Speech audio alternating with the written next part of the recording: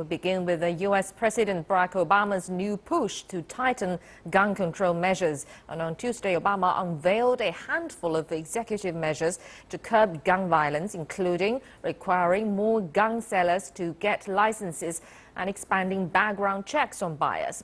Now, joining us live is our correspondent Jessica Stone in Washington. Jessica, morning from Beijing. First of all, tell us more details about the new measures.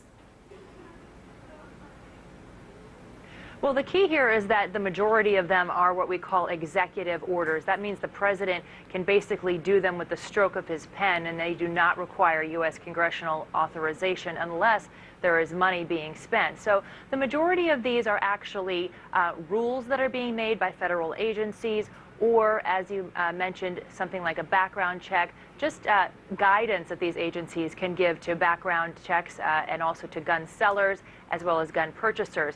The effect of these is supposed to be that more gun sellers register their sales with the federal government, that more background checks are done on gun sales. For example, online, there are frequently not background checks done on those purchases.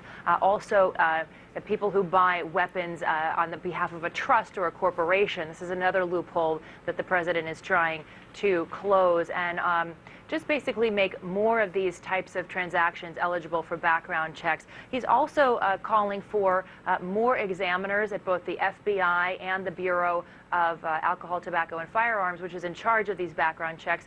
He wants states to also contribute more information to these background check databases to make them more efficient and faster, because there is an existing law in which if a background check does not come through in 3 days, that purchase can go through. So the idea is that by speeding up background checks, we can avoid those purchases from taking place if, in fact, there is a problem. The president also calling for $500 million US for mental health services. That would require congressional approval. And listen to what the president had to say earlier today about the congressional role here. Until we have a Congress that's in line with the majority of Americans, there are actions within my legal authority that we can take to help reduce gun violence and save more lives. Actions that protect our rights and our kids. So that's basically the president's justification for why he is forced to do this action through executive orders. You may remember after that horrific shooting in an elementary school in 2012 in which 20 first graders were killed, the U.S. really tried to push through a couple of new gun control measures, including renewing the assault weapons ban and implementing universal background checks. Both of those measures failed. What we do expect this time is to see a lot of court challenges. And for example, the immigration executive order, deferred deportations, that's already tied up in the courts, and it's over a year later. We may very well see that with these executive orders as well. Right, Jessica, Obama tried to impose the gun rules without approval from the Republican-dominated Congress. Then what are the Republicans' response to this? Right.